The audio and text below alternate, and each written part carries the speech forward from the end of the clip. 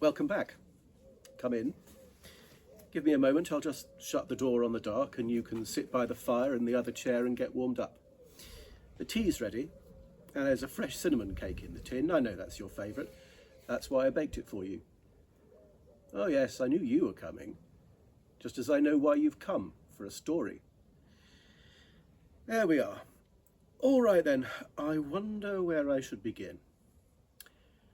Well, it's all very well you telling me to begin at the beginning, but that isn't always a help.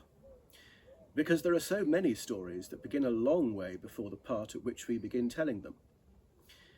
If a story begins with someone finding buried treasure, for instance, then of course the treasure must have been buried some time before. But who buried it, and why didn't he come back for it? Sometimes a story's real beginning happened so long ago that nobody remembers anymore what it was. Back and back in the once upon a time. Stories were different then. They were more than stories, they could be memories.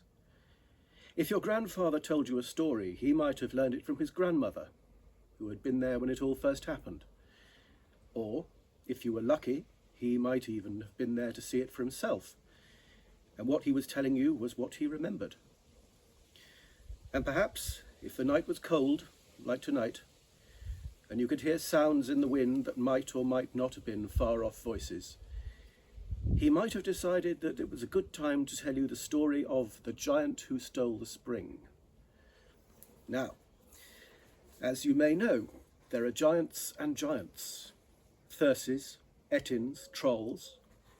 Some are as tall as trees, or even mountains, but many are hardly taller than human beings, although all are far stronger. Some are ugly, but others are very beautiful, although not often in a way that we would understand. They have their own ways, which are very different from ours, and they live in their own world, and as a rule they have little or no interest in this one. But there are exceptions to that rule, and it's the ones who do take an interest in our world that have been known to cause us trouble.